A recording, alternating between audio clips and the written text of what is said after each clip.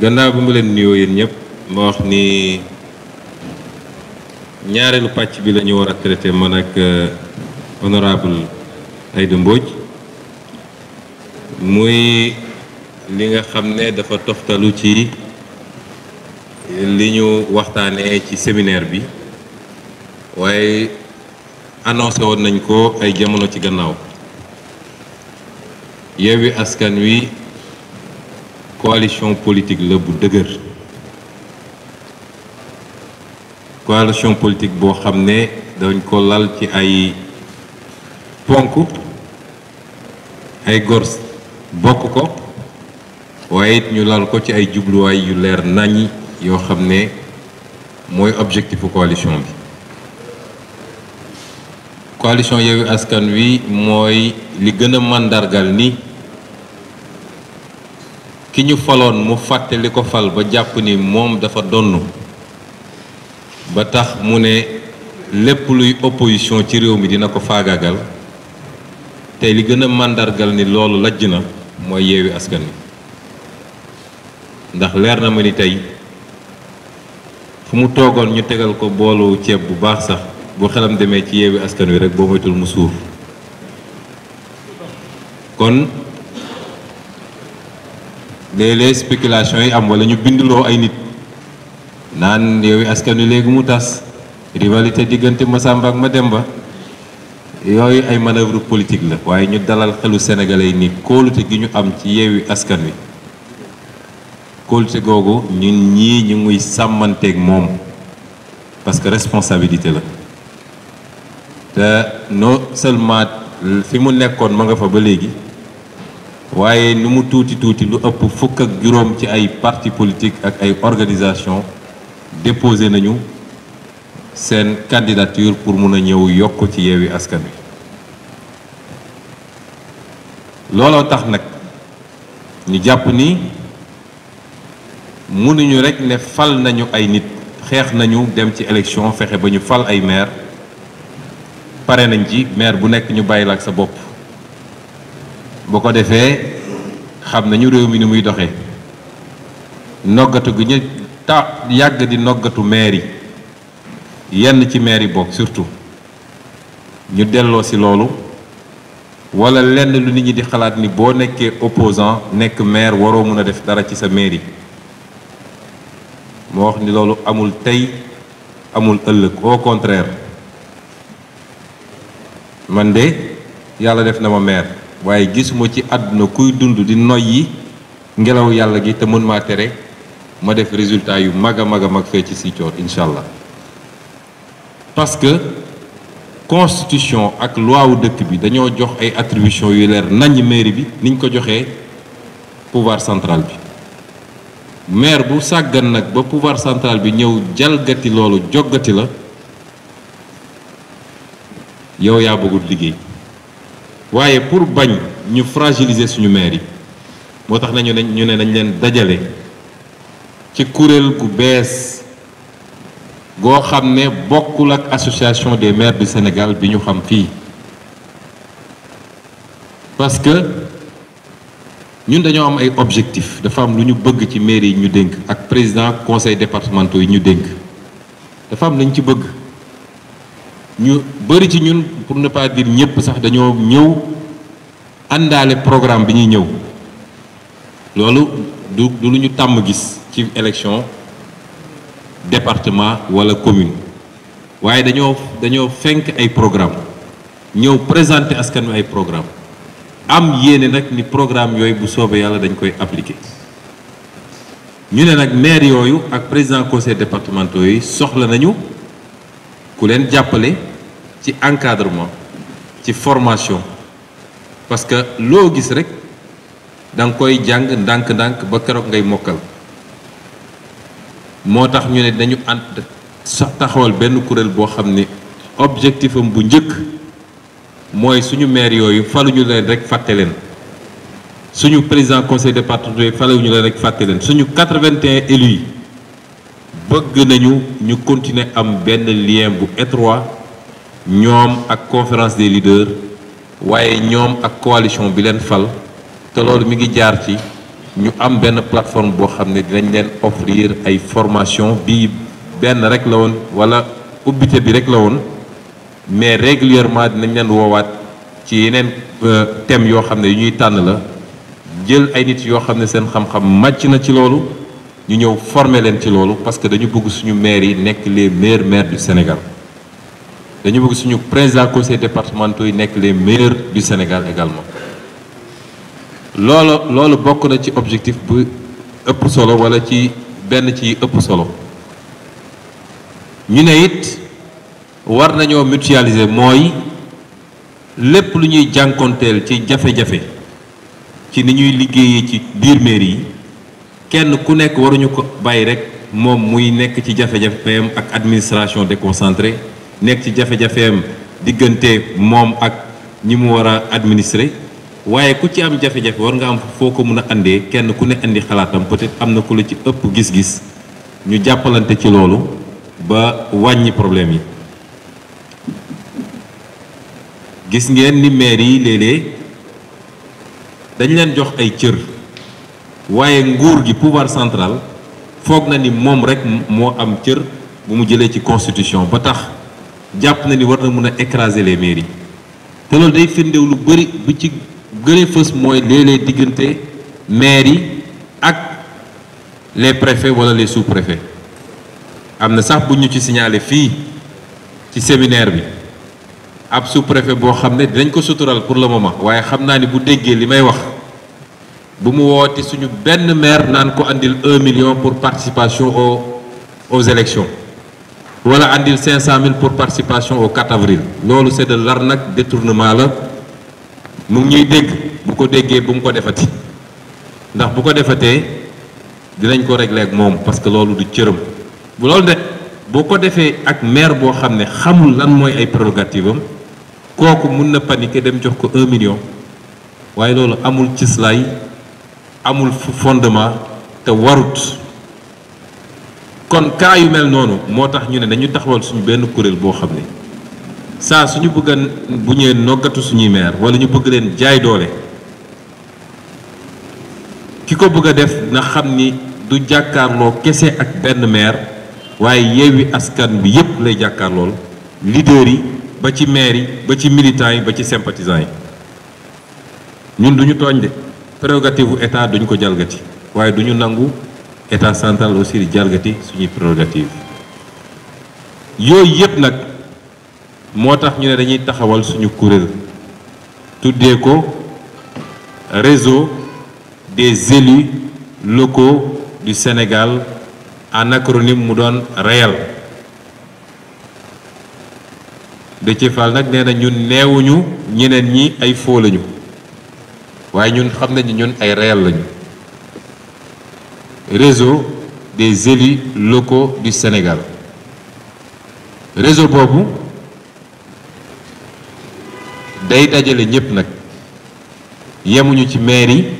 waaye dañ ko yaatal ba ci président conseil départementaux yi yemuñu ci Yewwi Askan Wi kese tamit maire bu jàpp ni par rapport ak say objectif ak li nga soxla ci xam-xam ak ci façon bi nga bëggee gérer sa mairie mën nga koo am ci réseau des élus locaux du Sénégal xamal ni am nga fi sa place tëjuñu ko ci kenn rawatina nag les autres maires de l'opposition tëjaluñu ko kenn waaye dama ne même maire bu nekkul opposition boo toogee ba gis ni li fi nga bëgg a jëmale sa commune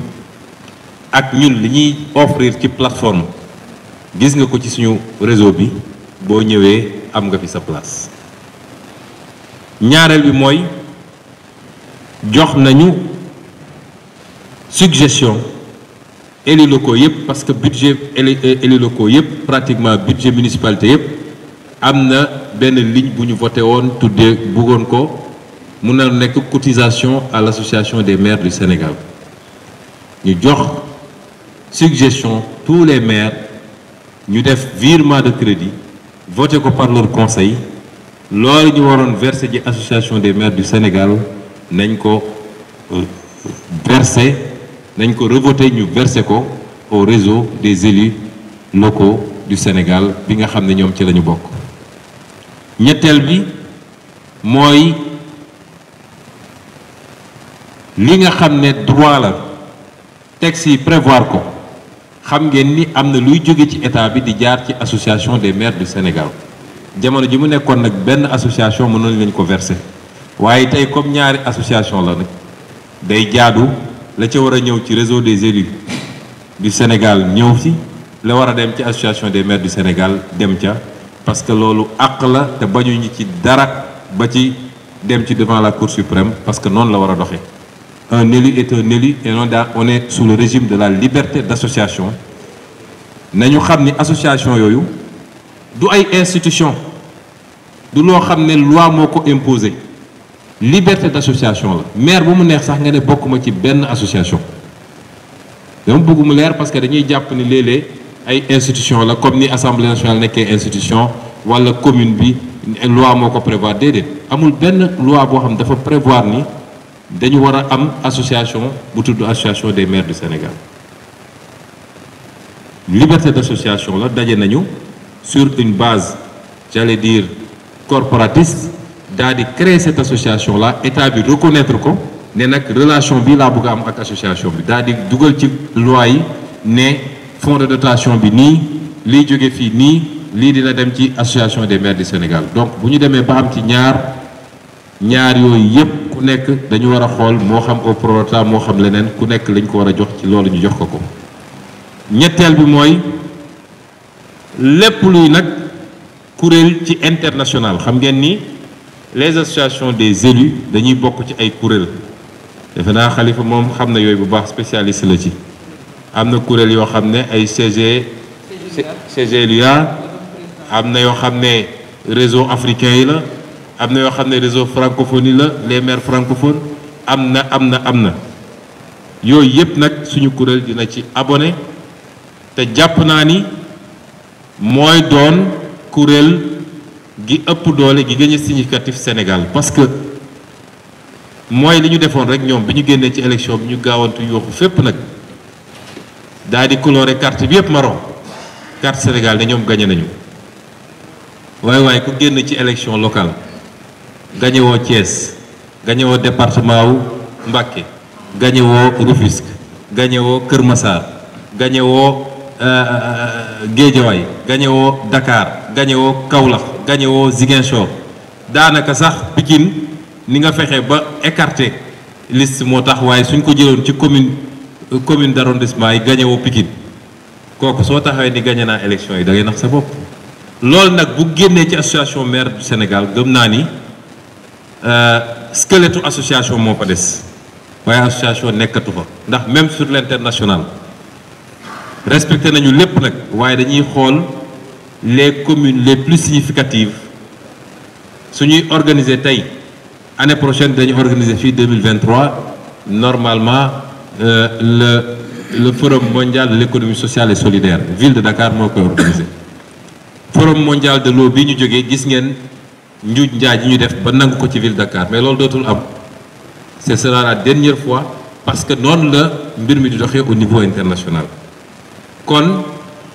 ñiy annoncé Sénégalais ni bis ni ki tey jàppaleen ni kuréel googu sampu na dina dajale lépp lu ñu am comme élu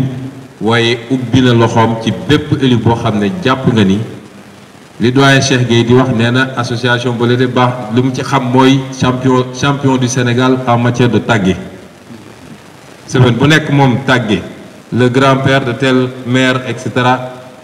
ku jàpp ni nag la nga bëgg ci luy doxal jox jëmmal collectivités locales yi parce que dañu war a respecter les collectivités locales askan bi moo leen wóolu fal leen yaakaar lañ ci seen localité waruñoo jël maire tuuteel ko doydel ko ba maire tekkeetul dara ci réew mi ku yaakaar ni da nga war a bokk ci mouvement boobu di jëmmalaat les élus locaux parce que le développement ça partira de la base pour aller vers le sommet c'est les maires les premiers acteurs les départements les premiers acteurs du développement balaa ngay wax feneen ku gis sa bopp ci loolu nag ubbil nañ la association bi am nga fi sa place ma daaneele nag ci xibaar bi ñu jotandoo ñun ñëpp ni yokk nañu nombre de députés assemblée nationale jóge na 165 dem léegi 172 kon yokk nañ ci juróom-ñaar ñu wax ni ki fi nekk bi mu nekkee fii ba léegi musul consulter kenn musul concerté wala kenn buy jël décision yi ni mel léeg-léeg ñu dajale nit ñi ne concertation fekk ñoom la ñuy décider nañ ko bu yàgg moo tax ñun bañ ñu waxee ci mbirum yokku député Yewwi Askan Wi dafa ne bi muy décider pour des raisons politiciennes mooy inondation am na Kër Massar ci càgganteem moom ci boppam mu dem Kër Massar amu fa solution mu bëgg a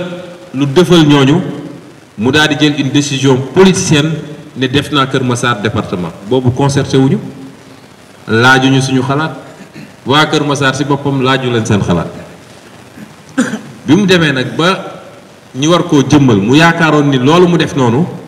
dina tax waa Kër Massar kontaan ba woteel ko mu gañe mu dem foofu ñu duma ko ba sëlëm ko fa ñu ne léegi dañu war a dem élection législative naka lañ koy doxale mu gis ni nombre de députés bi ñu am actuellement posé na problème parce que foo def département nag war koo jox un nombre de députés mu bëggoon ñun ñu jël responsabilité ne la ñuy yokk ñu ne ko suñu yoon newu ci ba nga koy def laajooñu débrouiller pour xam nooy def ak say député mu dem ne yokk na léegi nombre de députés yi yokk na ci juróom-ñaar ñu wax Sénégal yépp ni décision la moom dong du suñu décision waaye nag lañ ciy yokk te di ñaan Sénégal yépp exiger loolu mooy yokk député bi warul tax ñu yokk fukki dërëm ci budget assemblée nationale parce que budget bi ñu jox assemblée nationale dafa ëpp fi mu toll nii li ma leen di wax dama ko xam ndax député la gisuma njëriñ gu assemblée nationale njëriñ Sénégal ci ni muy doxee ci actuellement nii ba ñu war koo jox ay milliards et milliards député boo kii budget boo xam ne ñoom ñi yor majorité di ay député séddoo lañu fa nekkee suba ak ngoon séddoo li may wax nag mun nañ ko démontrer tey li ñuy yokk ci payooru député yi saa yu Moustapha Niasse di fay député yi jël 200 000 yokk ko ci enveloppe ba 200 000 yooyu boo ko multiplié par 165 députés 33 millions la 33 millions mënoon na créer 25 députés yu bees ñu leen di fay chacun 1 million 300 te duñu yokk enveloppe bi kon foo yokk 7 députés warul mun a justifier nga ne maa ngi yokki enveloppe bi sénégalais yi dañoo sonn xaalisu réew mi dañ ko yóbbu ci tabax école yi ci utal ndaw ñi liggéey ak ci am fulla waaye di fay ay politiciens rek yokk fay ay politiciens ñu nekk assemblée di tàccu naan ko aayewal sa moome suñu Macky Sall waxoon nañu wote sax bu kenn noyetit nañ ko wote su dee loolu rek fukki dërëm waruñu ko yokk ci budget assemblée nationale te loolu sénégalais yi ñoo ko war a njëkk a exiger yokk 7 députés warul tax ñu yokk ay milliards ci député assemblée nationale naan dañuy jënd ay 4x4 yu bees dañuy yokk carburant bi dañuy yokk lii mooy position Yewwi Askan Wi parce que ni ñu wax gis nga réew bu doolee ñàkk doole dañuy sakkanal li mu yor nun xam nañ ni coalition la ñu suñu doole bëriwul moo tax ñu sakkanal ba def séminaire boo xam ne dikkewuñu sax 100 000 francs te peut-être suñ ko yóbbuwoon feneen ak feneen wala am na nuñ ko doon defee mu dikkee ñu 8 millions noonu la ñu war a yore réew mi lañ ciy génne ci bénéfice nag ñu dugal ko ci njëriñ loolu daal la ñu bëggoon wax di lancer un appel nag ci état bi ndax mairie Kër Massar Sud